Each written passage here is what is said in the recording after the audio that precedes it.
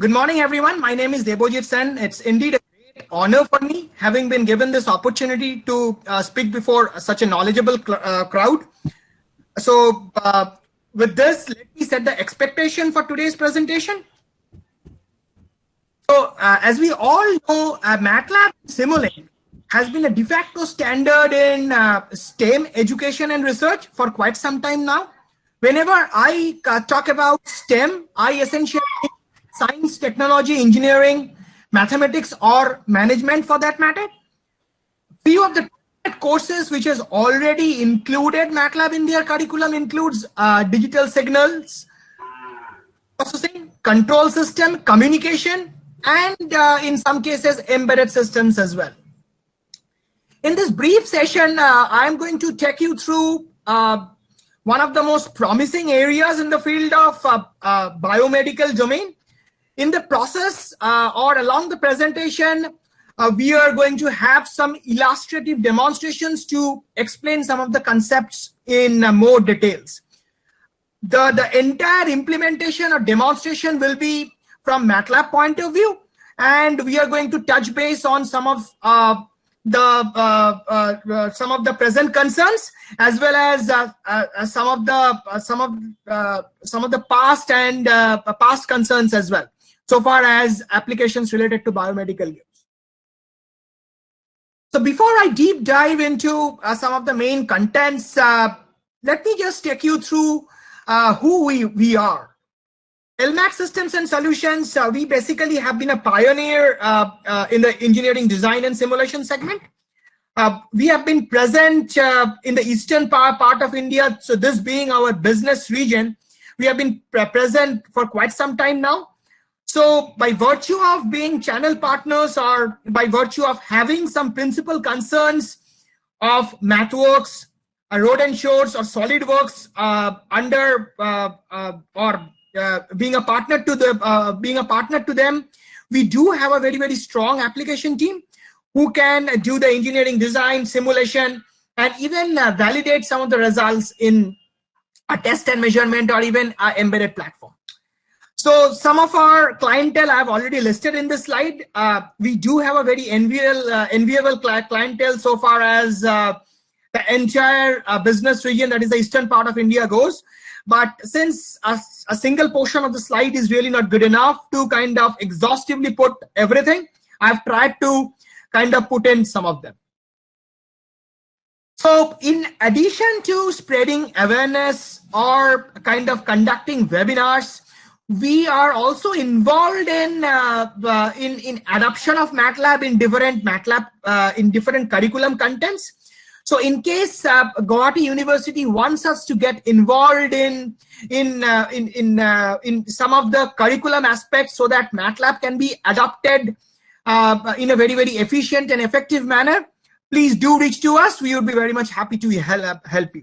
And we do have a university courseware basket from our side as well, which basically kind of touch bases on some of the current research and mega trends.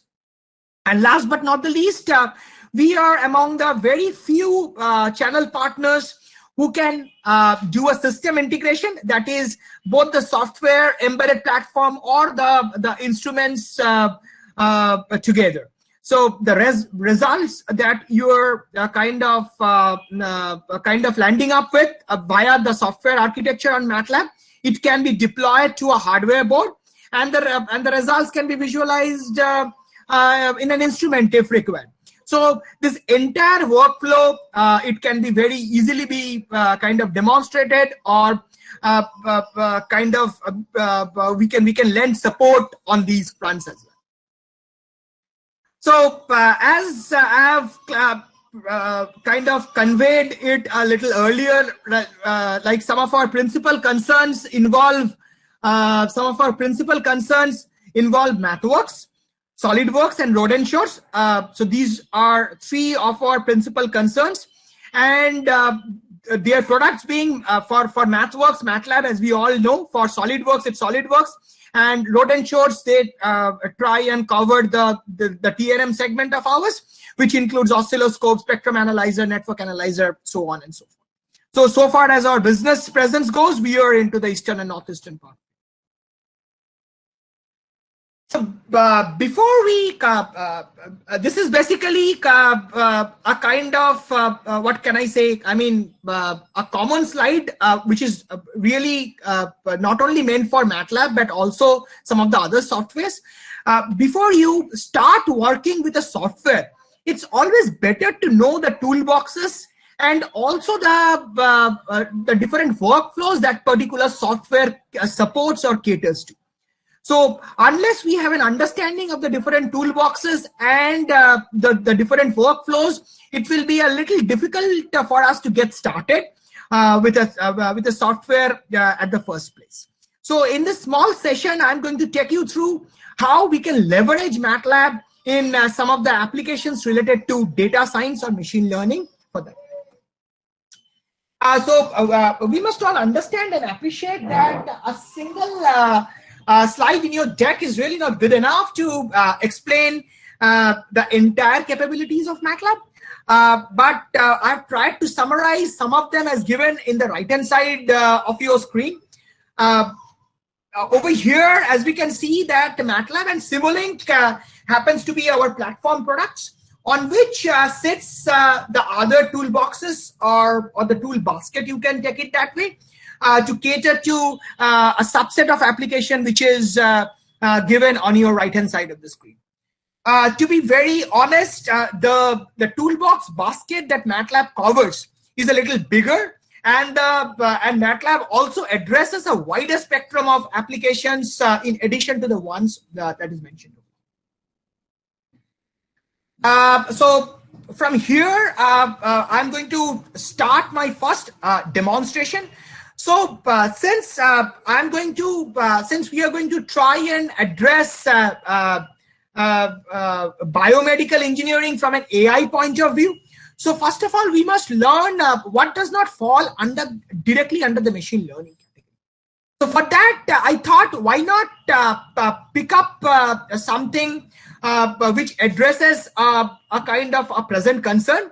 So all of us, right from the outbreak of this epidemic, that is COVID, there have every university or there have been different professional concerns that have been working to try and estimate or come up with a model which can correctly give us a kind of a time understanding, like when this outbreak may end, or even an understanding about how many individuals are going to get affected in the process. So for this, I'm using a very, very conventional model that have been have been used in the past for kind of estimation of different epidemics. So over here, I have used a SIR model as it is given over here. Basically, this SIR model gives you an estimation of the epidemic evaluation or valuation. The model that I am going to take you through gives you a fair understanding, or it's a good representative for a kind of a first phase epidemic, you can call it. Why I'm calling it a first phase epidemic? Because we are not really considering, there are certain assumptions which have taken into place, and also we are not ignoring the fact that a second wave or a third wave may hit the population again. So that's some of the serious assumptions that I have made, and for your case, you can always come up with a more viable solution. Is that I have considered the entire population to be constant, which is really not the case in a very, very practical environment. Then I have a kind of assumed that there is uniform mixing of people, again, which may not be the case in a very practical scenario. So in your case, you can always tweak it or modify it. The last but not the least is, what I have assumed is there is a constant migration from the infected to the recovery phase. So again, there might not be a constant migration. So these are the three assumptions based on which I have built in the model. This is just to give you an idea about how to use MATLAB and the other toolboxes if you want to try and come up with such a model. So over here, we are going to explain you the work philosophy. And if you intend to work seriously on these kind of front-ending research, we would be very much happy to support you post this presentation or post this event. So let us quickly go to the first demonstration.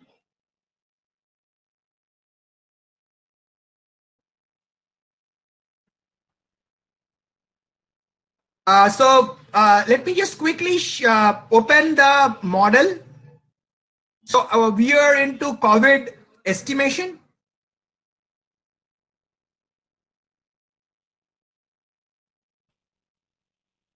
All right.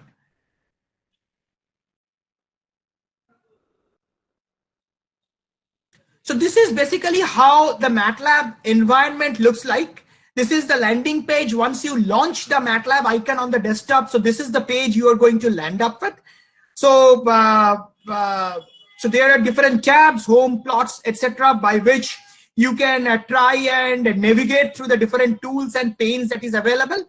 And these panes and tools can really be leveraged to address some of your some portions of your code and even problem.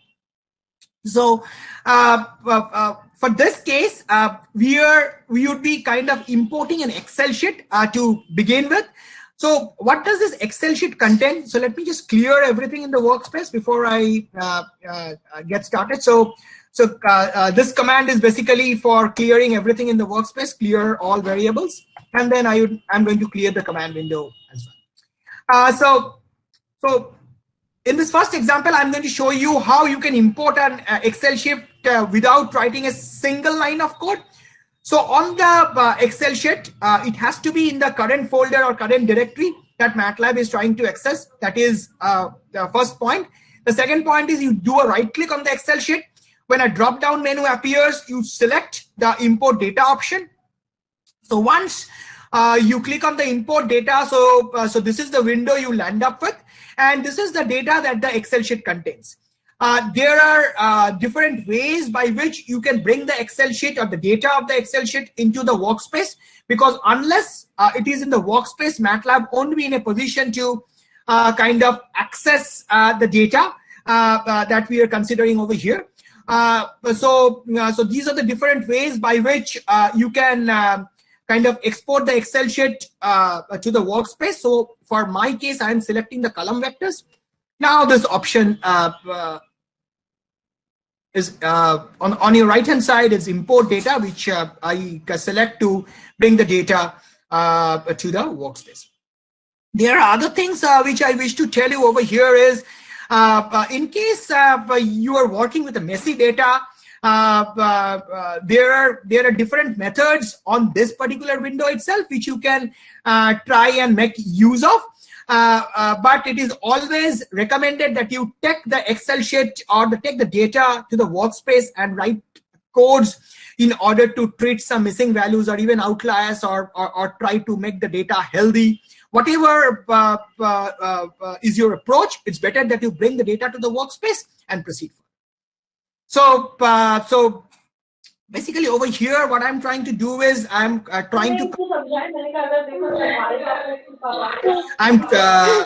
would request all the participants to keep them on mute so that there is no extra noise.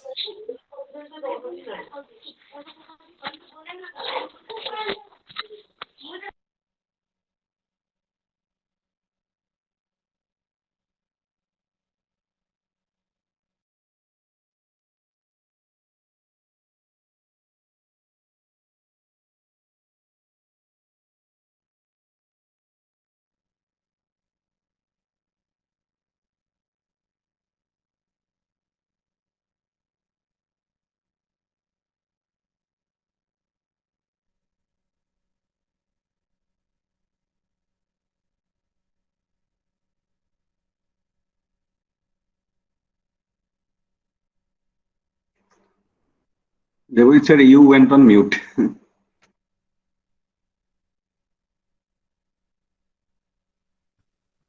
I guess I'm audible now. Yes, sir. Yes. Okay. As I was explaining, there are two parameters that I would like to bring to everyone's notice. One is the infected rate, that is the rate at which the different people or the persons are getting contracted with the virus or the disease, and the rate at which the group that is under the infected category migrates from the infected to the recovery category. So these are the two variables or the two parameters which we wish to calculate. For that, what I have used is called compounded annual growth rate, which is a pretty old method of calculating a year-on-year growth for different companies. Over here, I have calculated on a day-to-day basis. That is why I have tried to streamline the duration in terms of days. So I repeat once more. So compounded annual growth rate is the method that I have used to calculate the two parameters A and B respectively, and I'm trying to monitor it the growth rate that is on a day-to-day basis. That is why I've tried to streamline or bring the date factor into the days level. This is something I wanted to share with you so far as this portion of the code is concerned. The other part is, as you have all seen that this is the interface so far as MATLAB goes. There are two ways, or rather three ways in which you can write different programs in MATLAB. So one definitely is the script way that I am using. The other is the LiveScript portion, which I'm going to share very shortly with you. The other is the function. Again, under the function, you can have the script category and the LiveScript category. So these are principally the three ways of writing codes. So right now we are into the script category since it has got an extension of .m. Whenever you face an extension or see an extension of .m, it means that it's a script category. For LiveScript category, it's essentially a .mlx category, the extension I'm talking about. So let me just execute the program. So I've landed up with the two values, which is very important. Now let me quickly show you the other portion. So Simulink is a block level representation of your mathematical problem. So very similar to MATLAB. Right, like in MATLAB, you have different functions, and there is a syntactical way of representing your mathematical problem. But in Simulink, no need to write a single line of code. Everything is in block, and this is the library from where you can get access to the repository which Simulink contains, and you can try and pull the different blocks. You can drag and drop different blocks as per your requirement for that particular block. So in case if you're talking about commonly used blocks, so these are the different mathematical blocks that is available under this particular repository. So the adding of block again is pretty easy. On the block, if you do a right click, the first option of the drop down says add block to model. So if you do that, the model will be populated in the canvas or the space where the modeling needs to be done inside. So once you click add block, the model gets populated over here. Just wait for some time. It's yet to get populated.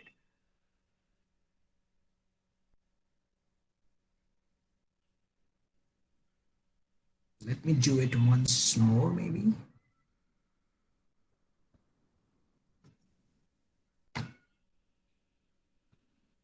Yeah. So this is the block I was talking about. So it has got populated over here.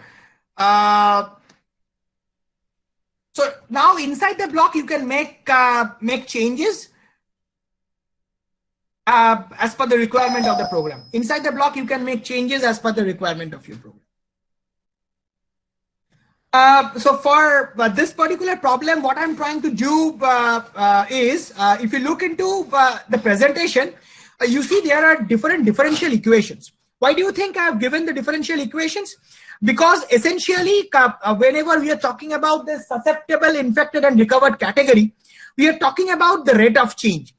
See, even the parameters talk about the rate of change, isn't it? The infected rate, the recovery rate. So somewhere there is a rate of change factor. So that is why we have considered three differential equations, one for the susceptible one, second for the infected one, and the third for the recovered one. And if you look into from an assumption point of view, all members of the population, they are considered to be susceptible to begin with. So that is why what I have done is I have put everyone under the susceptible category, and this is the rate at which the susceptible category people moves from the susceptible to the infected category. That is why there is a negative sign. So this is the rate at which the susceptible people move from the susceptible to the infected category. And then this is the rate at which the people from the infected category moves to the recovered category. So see, this is the population of the infected category as susceptible people move from the susceptible to the infected. So from there, a subset or a portion moves to the recovered category. So the rest, they are either infected or I mean, sometimes in an ideal situation, the susceptible and the recovered numbers should be same.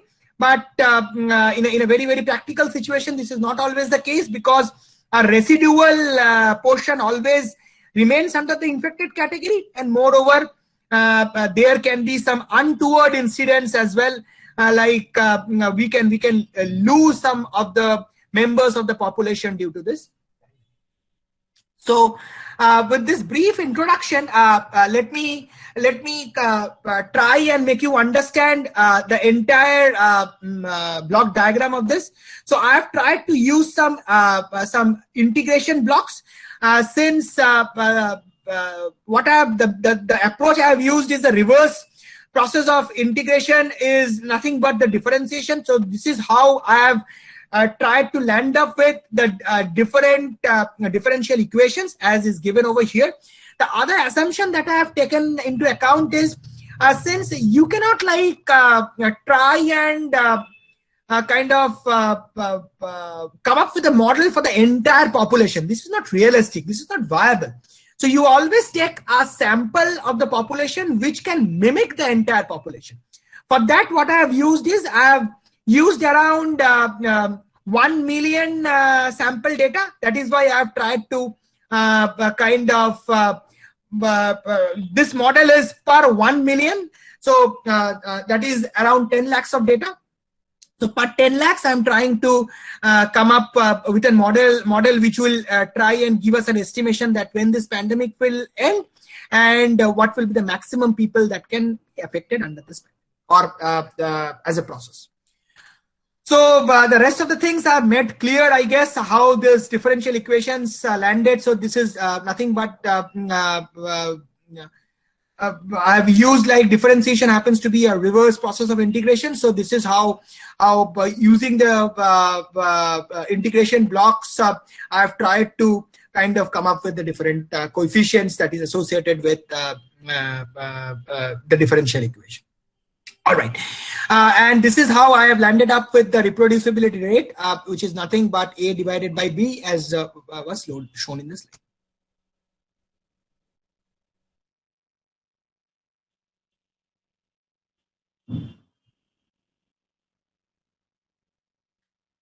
So this is, I'm trying to execute the program once more. So once the program gets executed, I'm going to show you how the what are the different graphical representations for each of this category.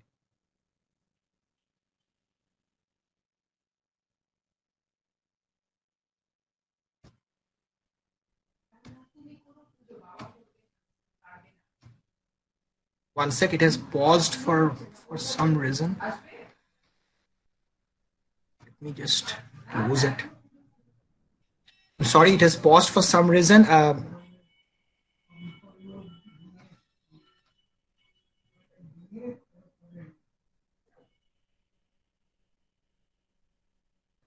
One second. Let me just.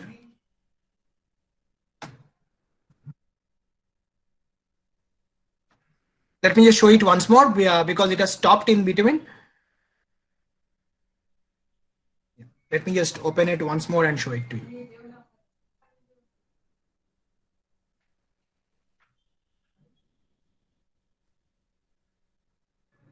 Yeah. All right. Let me just quickly run it once more so that the data are available over here. So no need to kind of bring it to the workspace again. But this is how I am trying to access the workspace data. You can see constant value I put in as A, and for the other one B. So this is Simulink has got a good, MATLAB and Simulink, they interact with each other pretty effectively and efficiently as well. So if you try and instead of putting in numeric values, if you can try and give the variable names, that should also work.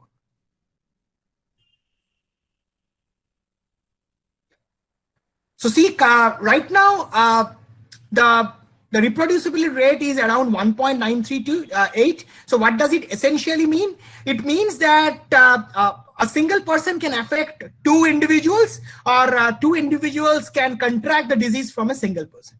So this is this essentially needs to be less than 1 for the pandemic or the epidemic to flatten out. So, and respected graphical representation for the susceptible, recovered, and infected category can be visualized in the scope, which is nothing but an interface where different plots can be seen in a Simulink environment.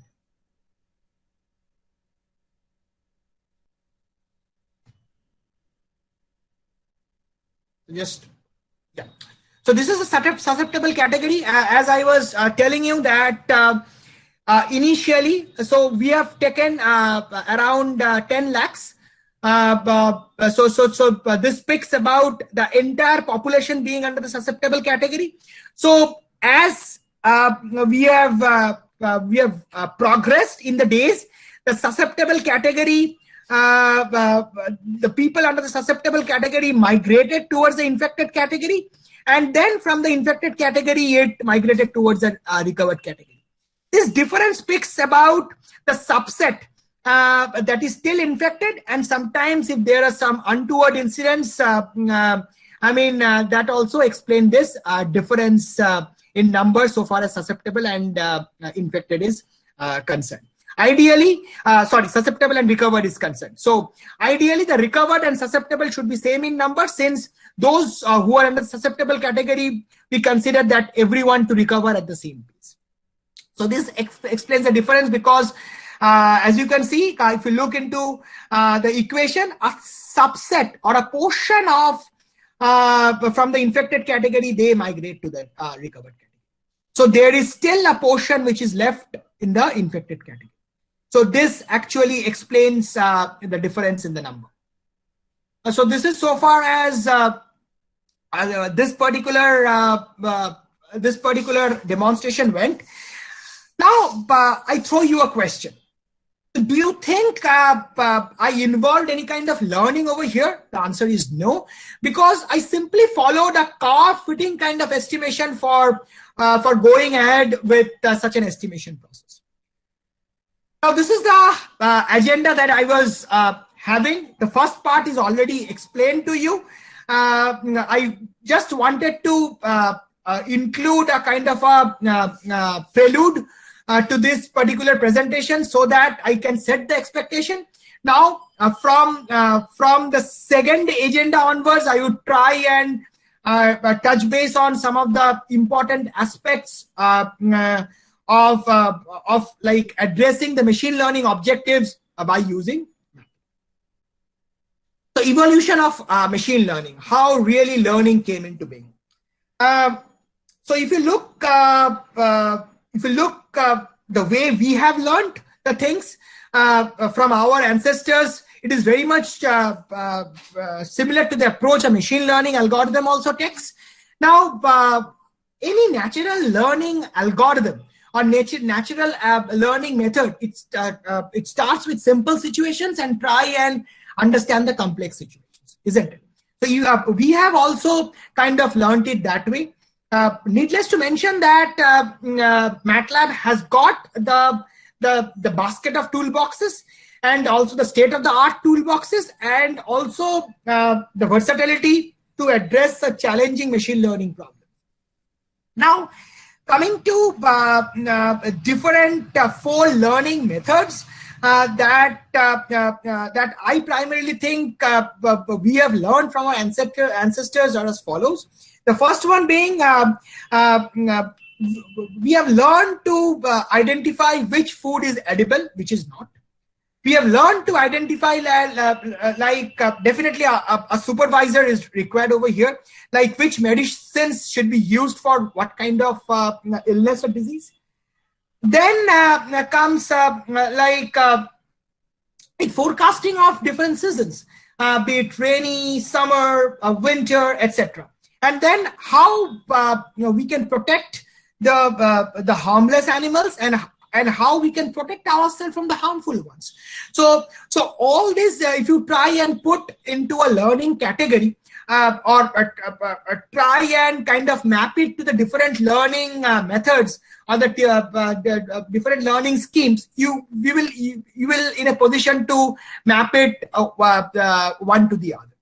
So, for example, the supervised category, it essentially encompasses the first two one, that is which food is edible and which medicines to take for what kind of disease.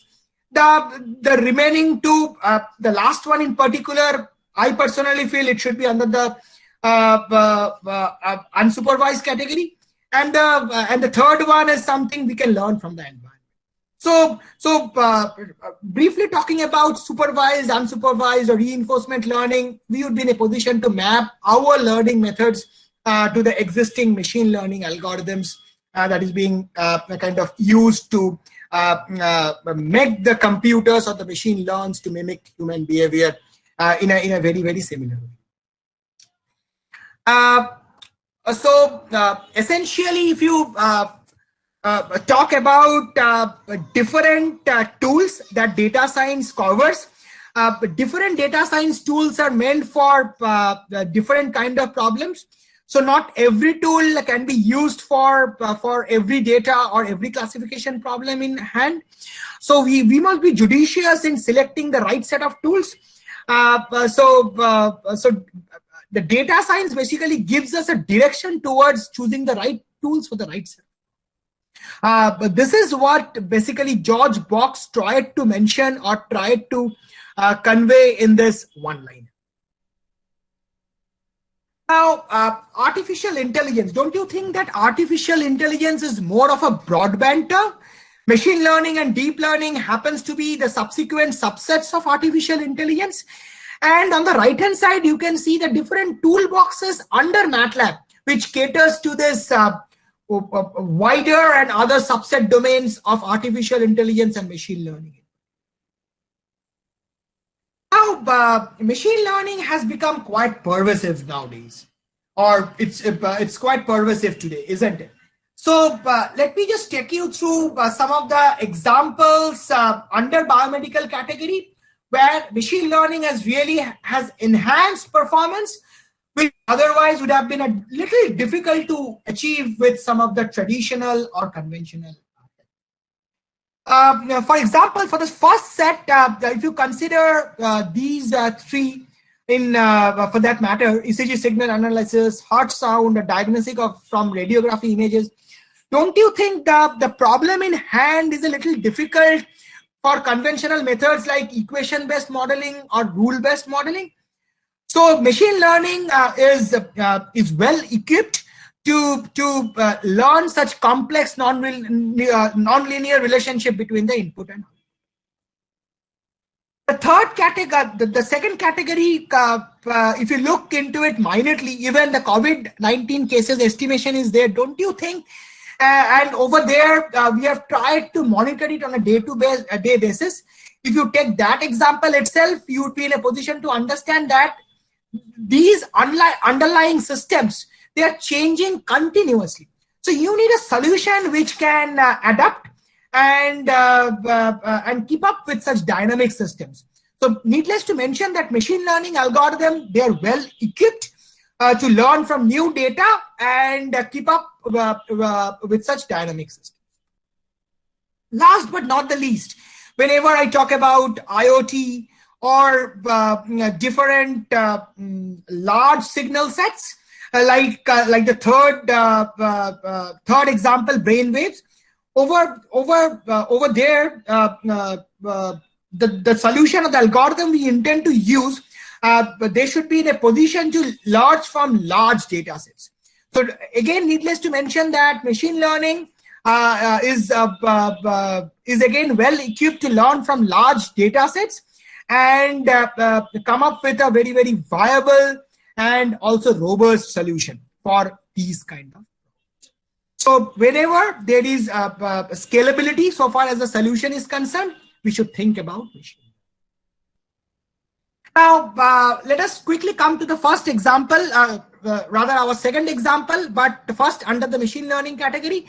So whenever I talk about machine learning is nothing but collection of different tools or techniques, which basically tries and extracts some information out of the data. So this is what essentially I'm trying to do over here, extracting some information out of the data and then coming up with models so that a relationship between an output and an input is established. If we take the example of arrhythmia analysis under the or arrhythmia analysis in ECG signal, again, there can be the traditional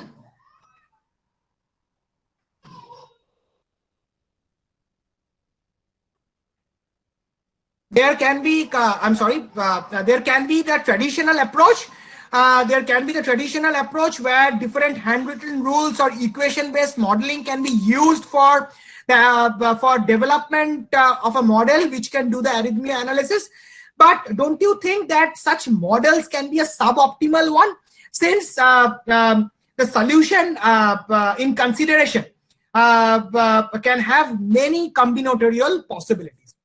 In comes machine learning. So machine learning tries and follows a very, very robust approach so that the output and input relationship is properly established, and the algorithms can be used as an aid or as a valuable second opinion to doctors.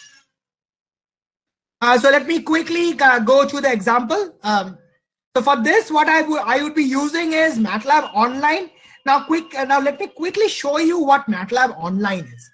So this is another way of accessing MATLAB.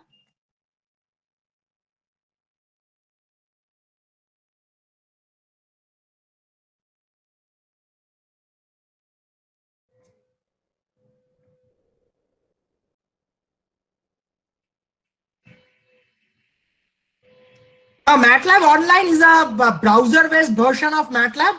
So the browser, what is the advantage of using such a browser-based version? You will have access to the latest version of MATLAB. See, if you look into my case, I am using the 2019B. But if you look into the latest version is actually 2020B. So for using the latest version, if you don't have a desktop version, then in that case, the answer is to go ahead with the online version. So for accessing the online version, you need to have a MathWorks account. That is a valid ID with which, or valid email with which you can access or have access to the MATLAB Online.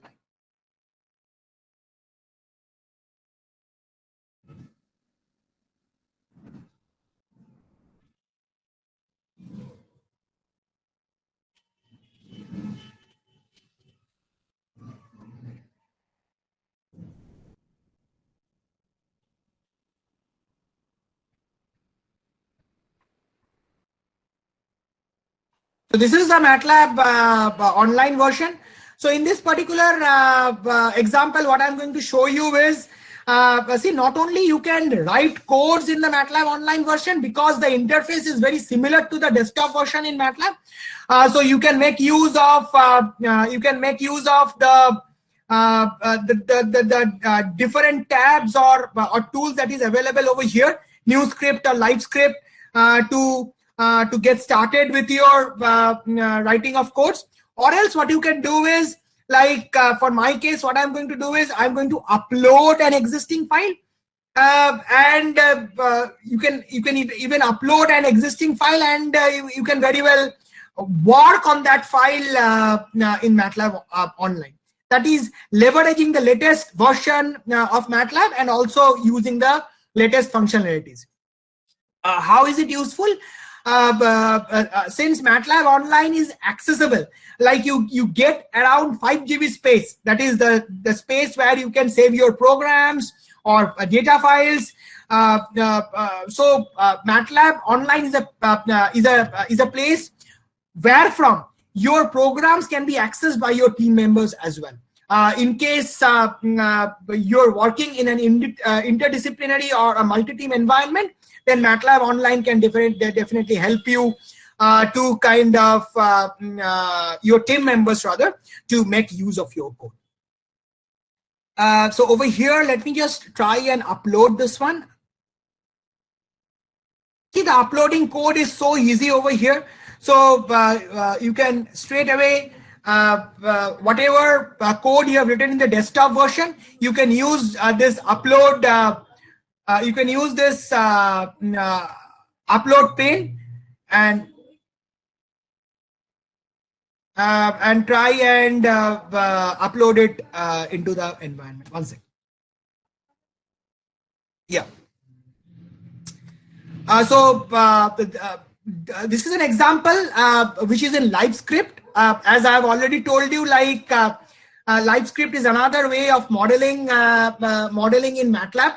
So we are still in the syntactical way of representing your mathematical version.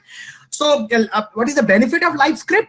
LiveScript basically is an interactive document wherein you can combine your codes, formatted text, even in some cases equations or images in a single environment. The single environment is called the live editor.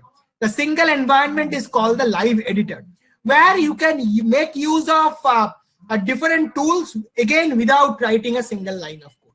So this way, I mean, those who are new to MATLAB environment, LiveScript can give you the benefit of like getting acclimatized or getting familiar with the MATLAB environment in the first place. All right. Let me go to the next example. So whenever in one of the last slides, I have already shown you the definition of machine learning. If you have carefully noticed, you have seen that machine learning uses data to come up with a program which is expected to perform a task, isn't it? So whenever I talk about data, it means in varied formats. So whatever platform you are using, needless to mention, MATLAB is definitely one of them, which supports multiple file formats, be it Excel, text, etc. And also MATLAB can get connected to different databases or servers from where you can pull in the data. And also, if you are working on different sensors, you can try and stream data from those sensors into the MATLAB environment. And then on the environment, you can perform, a spectrum of function or kind of apply a spectrum of functions catering to certain objectives of your research, and then try and generate either an executable file, or if your target was to process a data, try and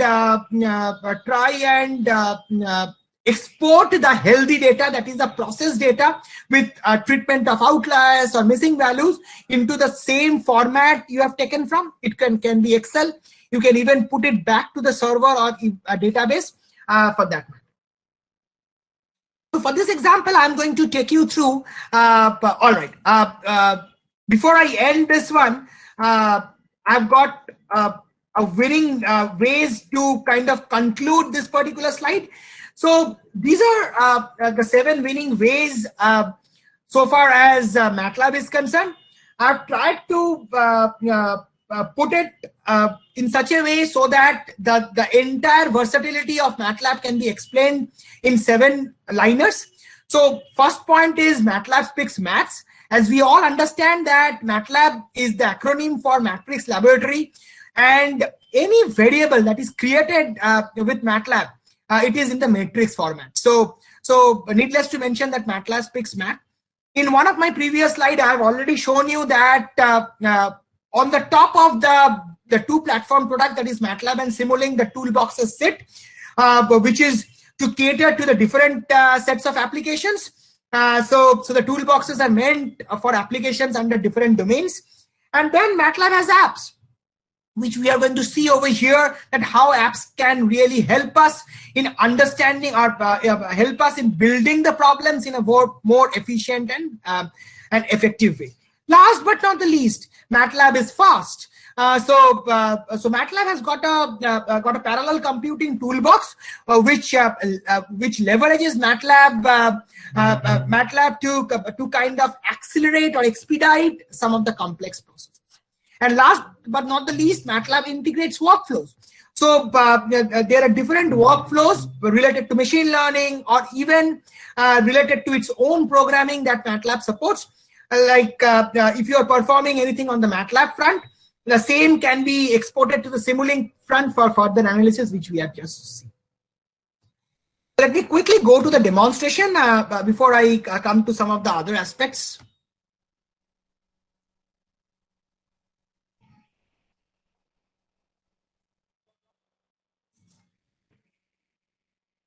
So in this particular example, I'm going to kind of show you how we can recognize diabetes in in particularly the presence of diabetes in female patients.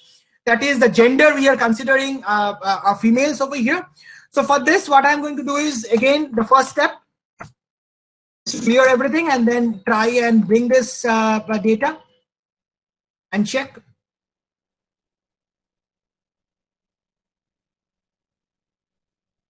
This is the diabetes data that is getting populated inside this engine. So these are the different parameters on which we are going to try and predict the presence of diabetes. Now, let me quickly go to the problem in hand. So over here, if you look into it minutely, I have again used the LiveScript. The another advantage of LiveScript is that your output response also get populated along with your codes. So this gives you the flexibility of explaining the codes wherever you are demonstrating in an environment that I am doing right now. So if you look into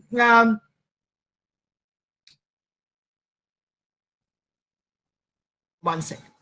See, over here, whenever someone starts working with a machine learning problem, the first aspect is data. Like where from you have collected the data. Is it an open source data or you have collected on your own? Then whether you have enough data for the machine learning to be trained on that. Then if there is any class imbalance problem inside the data. So what if there is a class imbalance problem? How we can address that? So these are some of the issues related to the data part. Then comes application of the algorithm and some of the performance metrics which one needs to look at when trying to trying to, so far as the accuracy and the validation of the model. So on the first aspect, as we can see, there is a class imbalance in my case. There is enough class imbalance in my case. So what I have done is I've tried to kind of bring the two categories, that is the diabetes and the non-diabetes category, under the same class. So this is the portion of the code with which I've tried to see the original count, and this is the portion of the code with which I've tried to kind of bring the two classes under the same category. So this is nothing but a one-liner function that I have used using rand_perm, and using a one-liner function, I have tried to count the number of diabetes and non-diabetes in my case. Now the other part which I wanted to show you over here is, in the interest of time, maybe I won't be in a position to show you the entire app.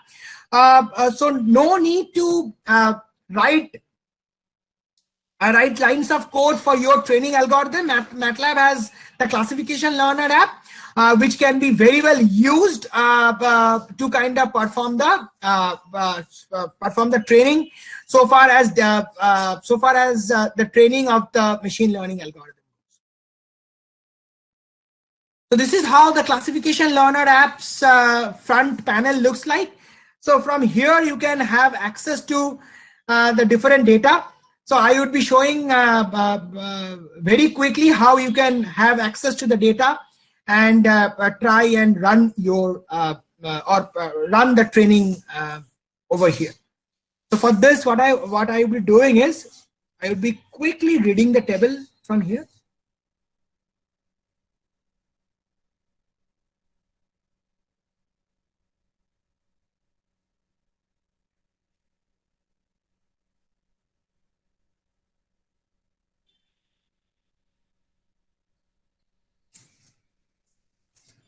So let me just try and run till this point, or let me just execute it totally.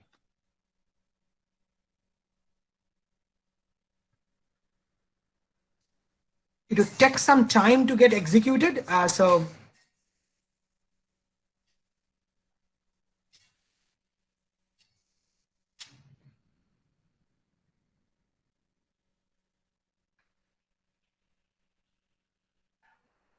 So once it gets executed, I'm going to bring the data to the classification learner app and try and show you how you can use the classification learner app for training your model and coming up with the best model possible.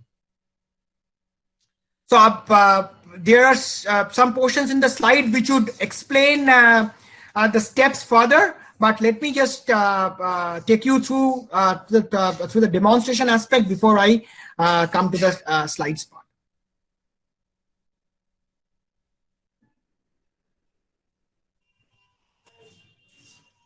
Let it execute, and then I can try and show you what are the, how we can pull the data into the engine. I guess it is executed. Let the data be populated over here. Yes, data is populated. So the data I'm going to take is this one. Since this data contains the samples, that is the diabetes and non-diabetes samples in equal proportion. So this is the variable I'm going to have access to. So for getting started with the classification learner, you must click on this. Since I want to access the data from the workspace, so you click on the workspace. Now click on the new tab. See, automatically the response variable gets populated over here. So there are three validation techniques. The holdout. Essentially, if you're working with large data sets, it's recommended that you use a holdout validation. And in case if you're working with a smaller data sets, it's recommended that you use a cross validation. Essentially, it's a k-fold validation wherein, you try and distribute your data set in kind of k baskets. or k buckets, and then iteratively k by -1 is used for training, and the kth one is used for testing. For example, for our case, if I am using the 5-fold validation one, then in that case 4 buckets would be used for 1, 2, 3, 4 would be used for training, the 5th one for testing. Then again,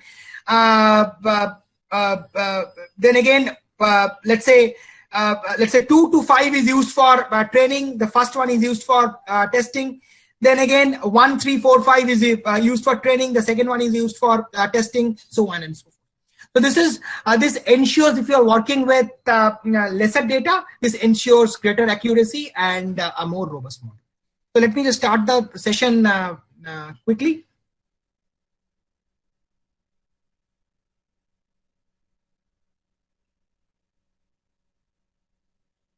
There are other questions. I guess once it gets populated, I can show you. What you can do is you can do a subset of feature selection from here. We are already working with a very limited set of features. That is, our data is not that wide, so no need to like tamper with this set as such. And if you are like expert enough, then you can do a subset selection from here as well. The other method of feature reduction which can be incorporated over here is through principal component analysis. Once you enable the PCA, you can see you will have 2 options. One is you can specify the number of principal components, or else you can even mention the variance. But that is the principal component is going to cover. This way you can try and go ahead with a feature reduction to avoid overfitting issues. So these are the 2 issues I wanted to these are 2 things I wanted to share upfront. But in my case, I'm not using a principal component since I'm already having kind of feature stuffed situation. So I don't have enough features. So let me be happy with the 8 features that I have. Now this is the best portion wherein you can do a all quick train. So this all quick train enables you to kind of train multiple models at the single place, and then MATLAB will automatically kind of highlight or kind of come up with the best model among all the trained models concerned. So over here, the parallel computing is invoked. As I've explained to you, in complex situations, like whenever we are trying to train multiple machine learning models, the situation is quite complex, isn't it? So if, it's required that you make use of the cores in your computer. So by using parallel computing, you can distribute the tasks across the cores and come up with the result at an accelerated clip. So let me just click on train.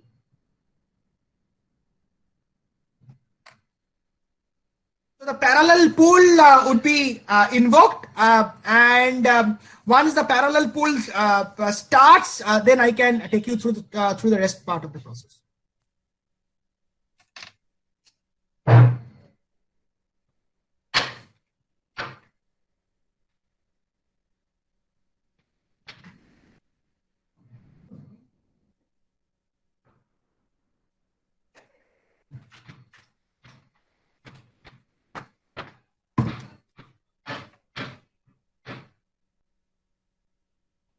Since it is taking time to kind of open, let me just take you through some of the aspects of the presentation. One second.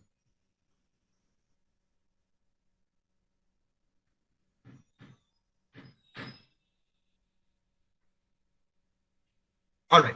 Yes. So this is a particular portion I was trying to explain in the demonstrated demonstration level. So first portion is you have access to the data.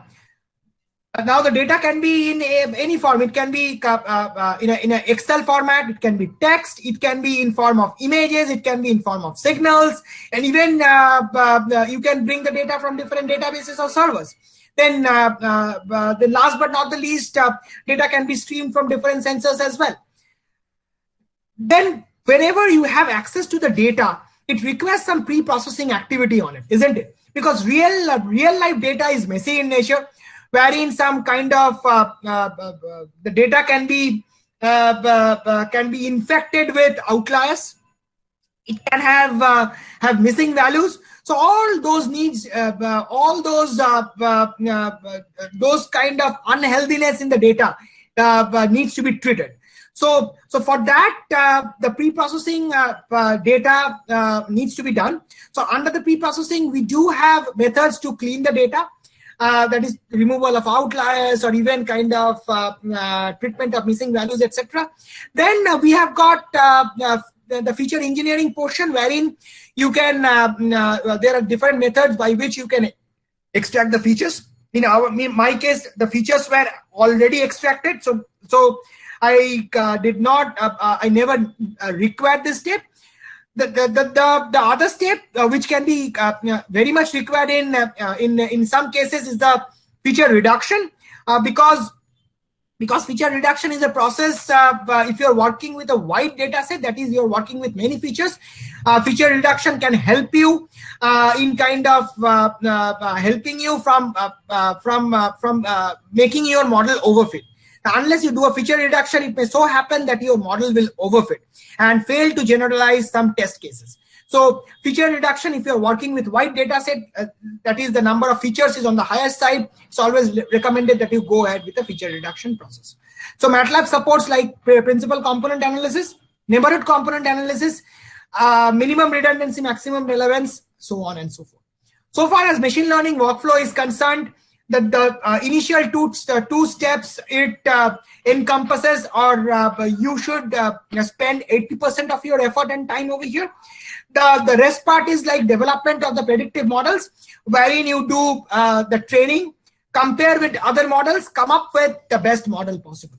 Then the last but not the least, the model you have landed up with, it may so happen that that requires tuning. In that case, you do a hyperparameter tuning, and then try and check on the performance metrics, that how your model is behaving, or how the model is performing on some test data sets. Last but not the least, once you are through with this training process, and you do have the training model or trained model with you, you can share and integrate the trained model to your analytics pipeline. You can share it as a standalone, which can be executed on the desktop. You can even deploy it to some enterprise scale systems, or similar to hardware boards and all. And even you can try and deploy it to a cloud. So these are the different ways by which you can kind of deploy your machine learning model. So let me see. The training and the training has already started for our case.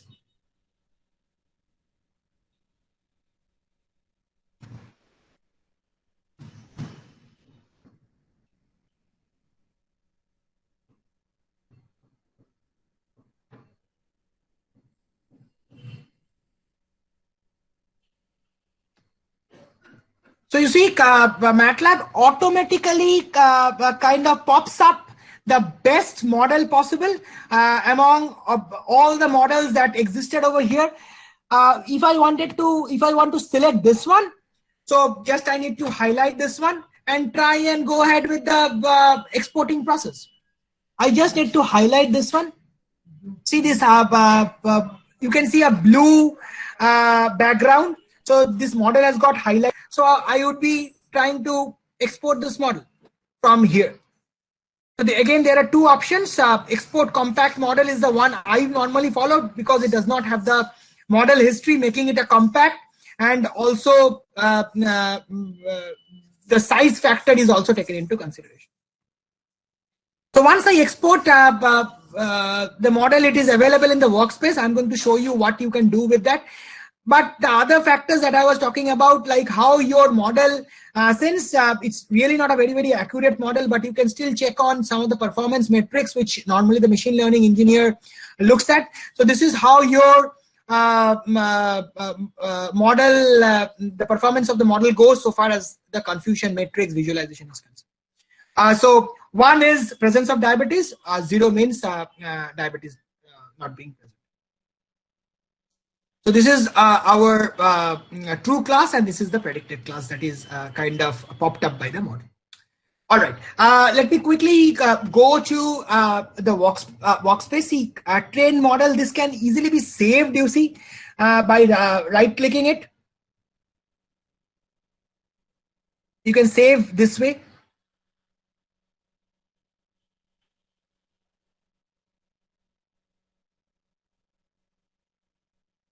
You can specify your name, whatever. The other way which I normally follow is this method.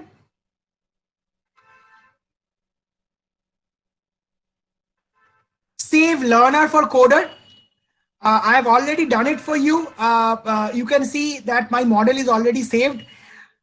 Now, the other part is, in case you want to use the model that can be used for your future purpose, you need to generate a code. So the code can be generated using the MATLAB Coder app.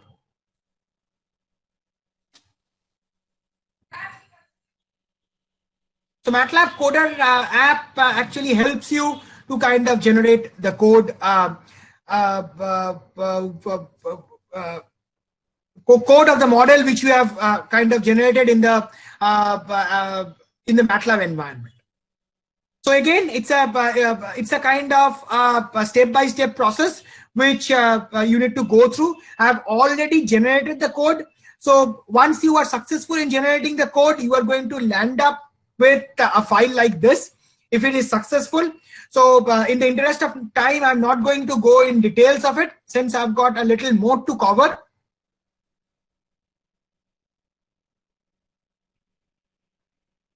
So let me just show you.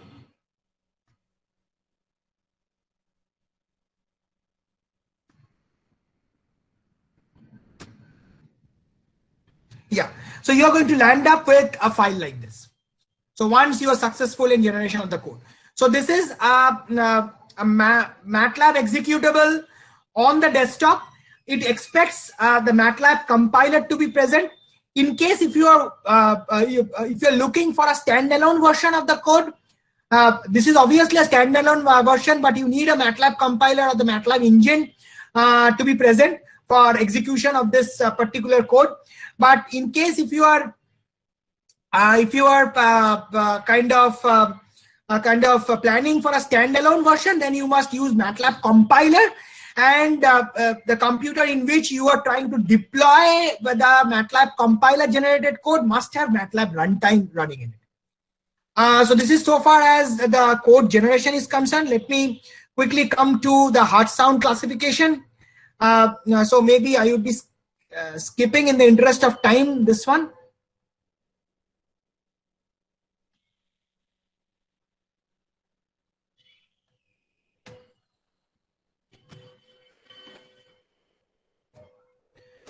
So hyperparameter tuning, as I was explaining, hyperparameters are parameters which influence the accuracy directly. So in case if you don't land up with the best model possible, you can do a hyperparameter tuning. For in our case, if you look into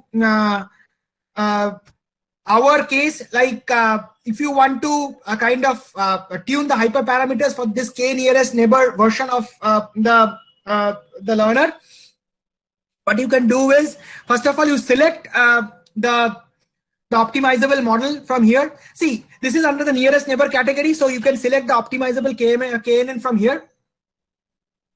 So under the optimizable KNN, now you would be in a position to kind of change, or if you are like expert, in that case, you can put in the number of neighbors on your own, like increasing the number of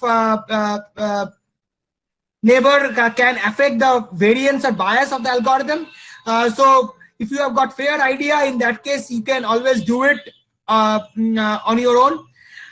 In case if you want to automate the entire process, you keep all the hyperparameters intact, and then follow an optimization technique in which the misclassification would be reduced, and as a result, the accuracy could increase. For our case, I am keeping it as 12, the iteration, and also I am keeping the time to be 30 seconds. But in your case, you can, in case if you don't land up with the best result possible with this values or with this setup, you can always kind of try out on other values as well. So right now, once we have set in the iterations and the training time, so this actually makes machine learning an iterative process. Because sometimes whenever you are working with the machine learning, you might not be in a position to land up with the accurate model at the first go. Then you need to revisit to the features in some cases, and even in some cases you need to like tweak in the hyperparameters as well to try and come up with the best model possible. So let it run. Let me, in the meantime, let me just take you through the other parts of the presentation. So I am into the hyperparameter tuning over here. So hyperparameter tuning helps in tuning the hyperparameters which influence the accuracy of the model directly. It would ensure that the misclassification error cost is reduced, and in the process the accuracy of the model is increased. So these are some of the methods that MATLAB supports. Grid search happens to be the standard one. Random search performs a little better than the grid search. The best one is Bayesian optimization, which we have selected for our purpose. So this is the steps that you need to follow. You need to like choose the optimizable model from the gallery under the parent category. Like in our case, the parent category happened to be k nearest neighbor. So I have selected the optimizable KNN model, and then I have tried to tune the hyperparameters. You can do it manually if you are a domain expert, or you can leave it to the optimizer as well to kind of shuffle through the different hyperparameters, try out the different values in the hyperparameter so that the misclassification cost in the process is reduced. Now, in case if you don't kind of land up with the optimized model, then you can iterate this process on further go. Last but not the least, as I was telling you, like MATLAB Coder helps you to generate executable version of the codes, which you can deploy it to enterprise systems. You can even deploy it to the cloud, or you can share it as a standalone, or even run it on embedded systems as given over here. Just to summarize the machine learning workflow, we have tried to access and explore data in format. In our case, those were like Excel data. For our case, we did not require any pre-processing, but some of the pre-processing activities you may require, which includes data cleaning, removal of outliers, treatment of missing values, etc. Then also sometimes feature reduction. In my case, the features were already populated, and since I was working on a very, very less wide data set, that is I had limited features, so I did not employ the principal component analysis of the feature reduction technique. But in case if you're working with a wide data set, then in that case it is advisable that you go ahead with the principal component analysis to avoid overfitting of the model. So this is under the last but not the least, you can go ahead with the training and comparison of the different models, and then try and come up with the best model. So once you have come up with the best model which you think can perform a little better, you can go ahead with the model tuning by hyperparameter tuning, and even there is something called misclassification costs, which I would be showing once the hyperparameter tuning is through on the demonstration front. Last but not the least, you can integrate your trained or generated model to different analytics pipeline as explained over here.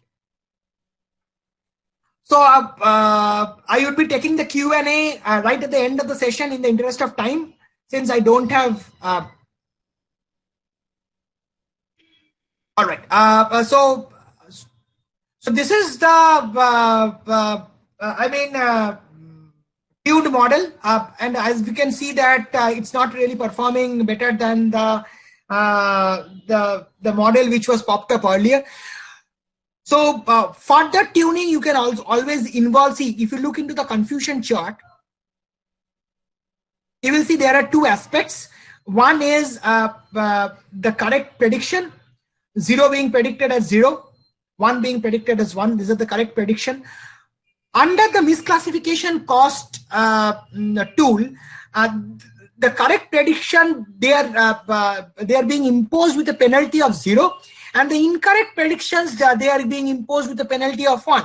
In case if you want the misclassifications to kind of improve, that is decrease in number, in that case you can try and impose it with a higher penalty.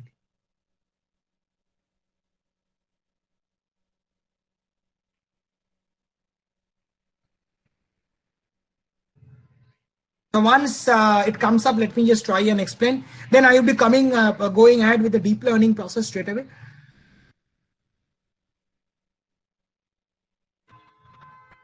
So see, 0 being detected as 0, it's being imposed with a penalty of 0. 1 being detected as 1 is being imposed with a penalty of 0 again. So for incorrect classifications, see, for incorrect classification, a penalty is being imposed. For our case, if you look into our case, diabetes being detected as a non-diabetes is highly dangerous. So in that case, you can always try and impose a higher penalty and try and train your model, which I won't be showing in the interest of time, because again, it would take some time for the model to get trained. So it has been already loaded over here. Once you press the train, it would start training itself and try and kind of reduce the number of the misclassification category under that particular portion in which the misclassification penalty was imposed. All right. Let me quickly go to the deep learning category, which I thought would be useful for you to know. Deep learning is an end-to-end learning technique wherein right from the feature extraction to the classification is done by the model itself. Deep learning uses a large number of tagged data sets and neural network architecture, which has got many layers.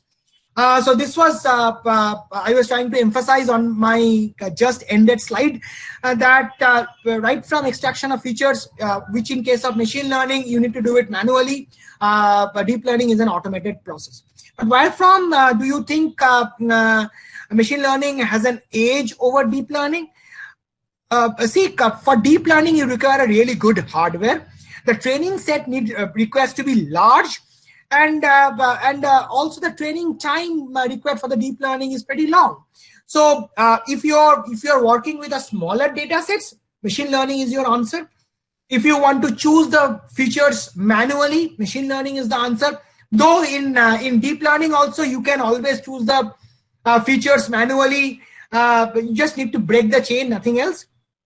And so far as training time is concerned, if you're planning for a shorter training time that you cannot afford a much longer training time, then machine learning is the answer. Last but not the least, if you don't have a very, very high-end system, then in that case, machine learning is the answer to your problem. Like previously, I've already explained that the first aspect is data. But whenever you are starting to work in a machine learning problem, the second aspect is algorithm. Now, you can always use a pre-trained algorithm, or you can develop an algorithm from the scratch. MATLAB actually helps you to do both. You can develop the algorithm from the scratch, that's the deep learning model from the scratch. Even you can kind of use a transfer learning by making use of the already pre-trained model and try and use that model for your specific set of problems. Now, the other part is you can train from the scratch, or else by using transfer learning, you can try and have a significant reduction in the training time as well. So these are some of the aspects which I thought would be useful before you start working with machine learning or deep learning kind of problems. So let me straight away try and go to, so this is an app in MATLAB, Deep Network Designer. So where from you are going to get this app? You see Under the apps category, so there under the apps category, see there is something called the Deep Network Designer over here. Under the machine learning and deep learning basket, you will have this app. So Deep Network Designer, they are ideally for creating deep learning networks. If you look into if you look into the deep learning, Deep Network Designer, so over here, you can always go ahead with a new creation, or else you can import a model, a pre-trained model. Like in my case, what I've done is basically, let me just quickly open the deep learning model for you, and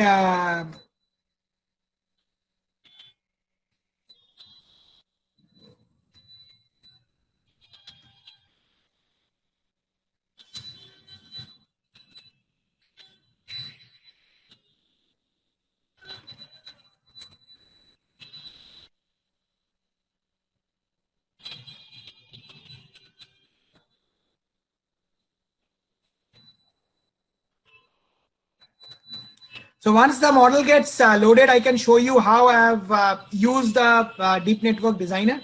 So just give it some time. Yeah.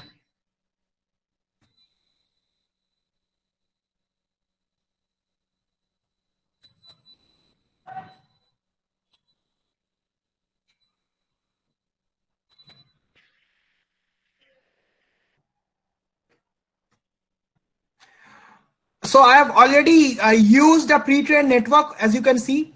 So I've tried trying to include or use the Deep Network Designer to import that network. You can do it from here, or even you can do the training from the scratch. So build a model from the scratch.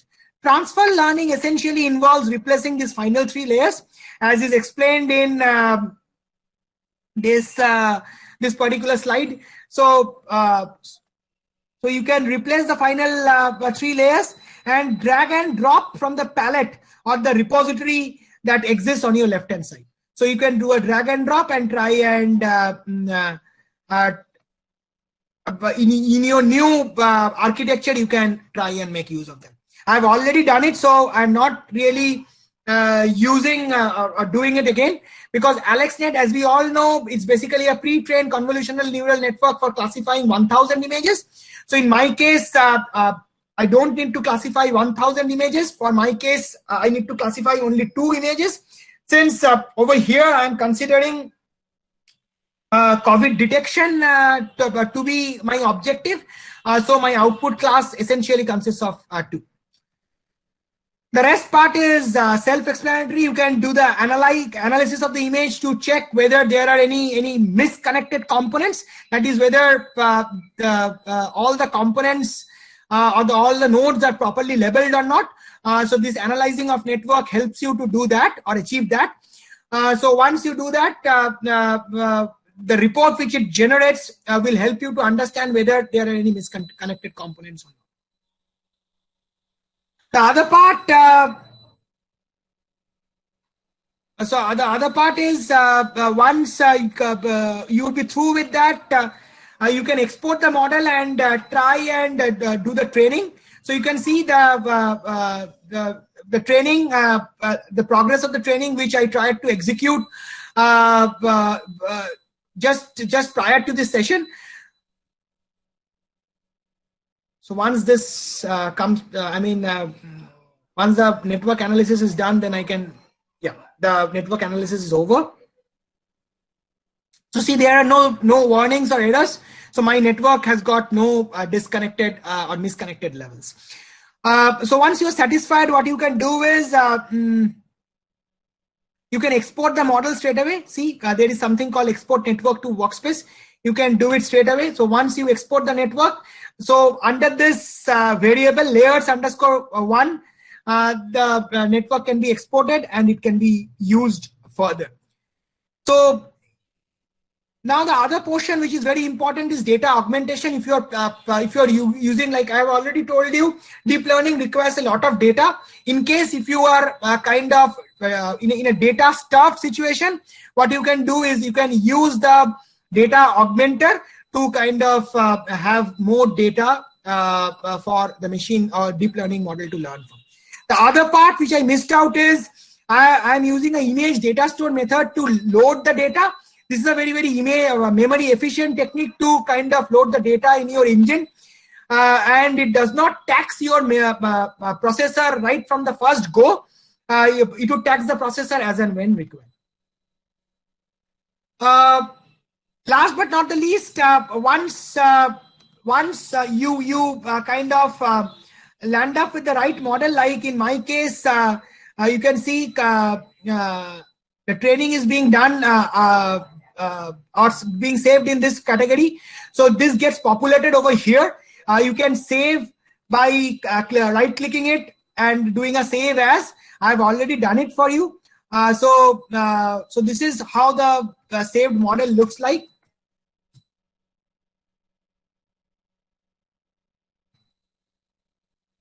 So in case you are requiring a saved model, you can always load it whenever you require the same, and use it further for your process. So this is the last part of the demonstration. I will be coming to the presentation once more to take you through to some remaining part of the process. All right. So let me just test one image and show it to you so that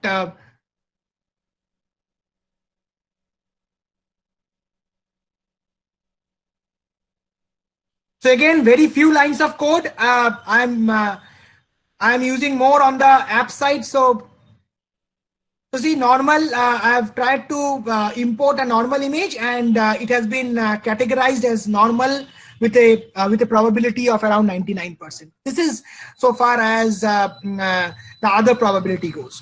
So summing these two, you are going to land up with 1 or 100%. So this is how the different probability scores across the levels are done by a deep learning or a machine learning problem. All right, let me come to the last few slides of the presentation.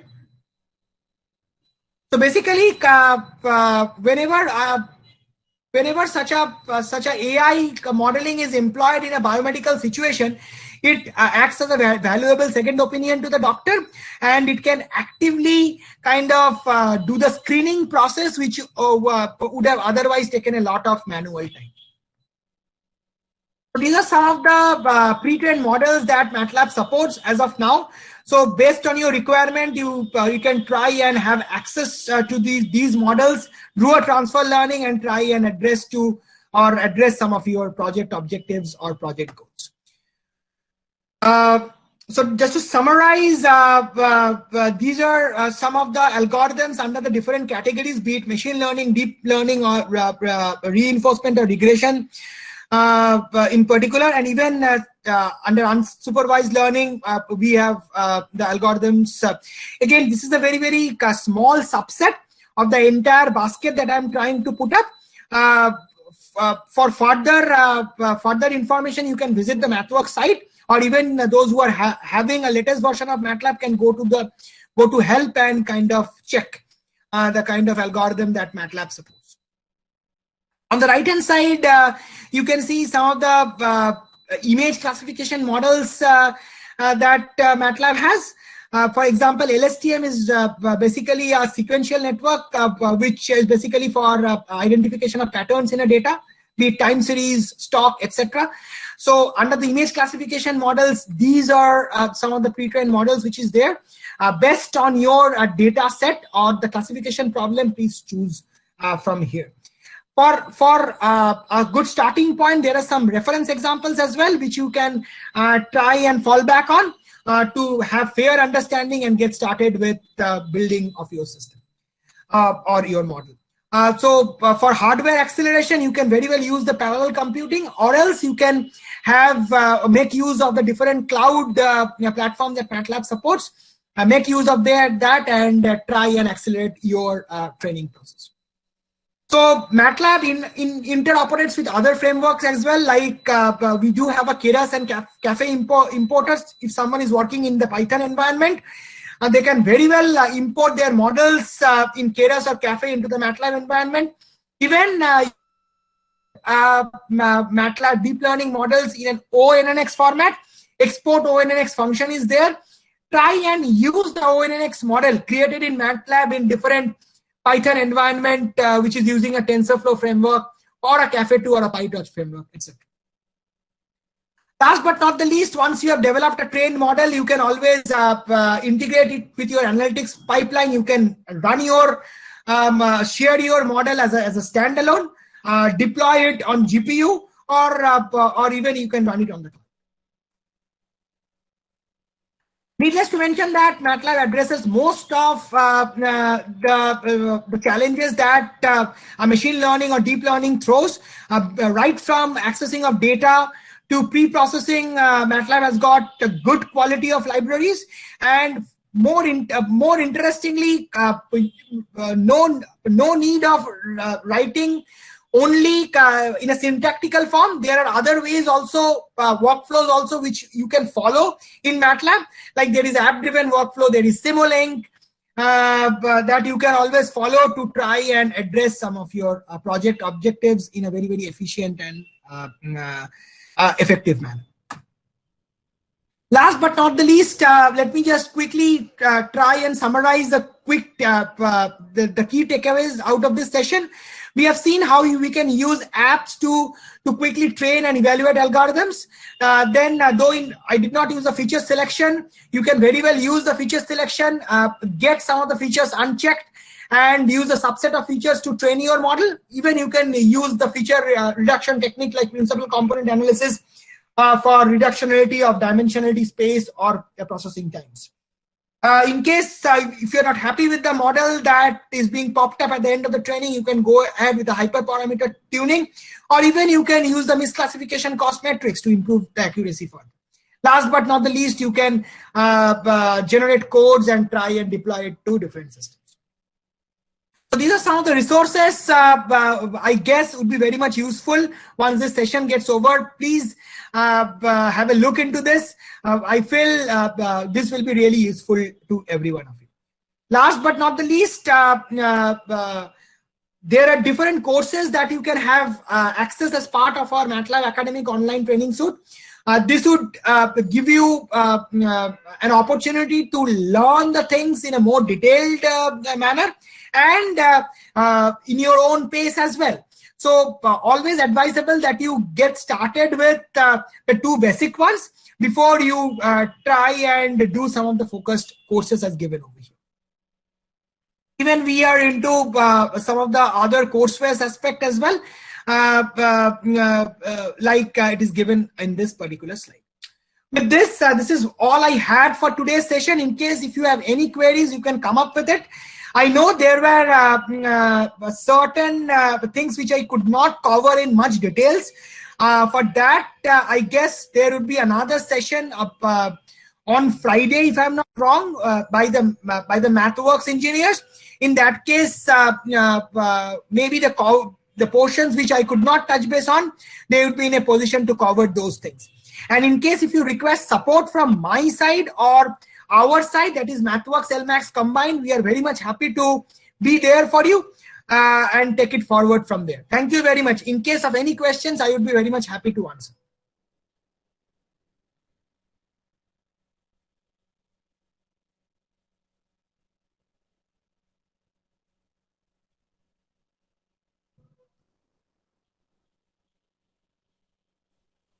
Any questions? Any questions?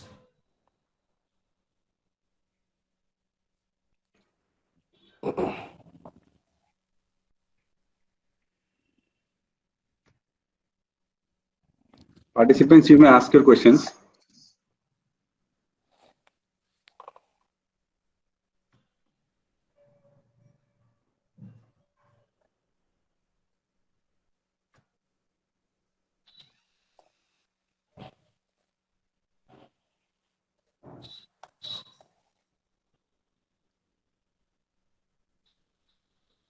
So there is a question. Yes, sir.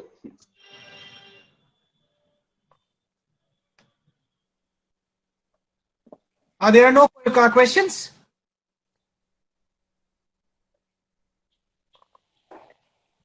Yeah, I think there is no such questions. Okay, all right. Yeah, hello, sir. All right, Joy here Joy. this side. Yeah. So in case, I mean, if you can ask everyone to kind of send us a feedback in case Yeah. such feedback exists, and also if you can collect the database, it will be pretty much useful from our side. Yeah, thank you, Medhi sir, for giving us such an opportunity where we could explain the things on biomedical instrument, what can be done on MATLAB and all these things. We would request you, sir, if there is anything or from the student side, if they have any doubt, just do let us know. Do let me know or do let Debojit know. Yes, We will definitely. be, we will be there to help you out. Yes, sir. Definitely, sir. Yeah, yeah. Thank you very much, sir. Thank you. Thank you very much. It was an honor to be here. Looking forward to more such sessions in the future as well. Thank you so much. It was an honor Yes, sir. to conduct such a session. Yes, sir. Thank you, sir. Thank you for being a part of our FDP. And I would like to thank you for all our department and the Guwahati University family itself. So thank you, sir, for joining with us. Thank you. Thank you, Debojit. Thank you very much. Thank you very much.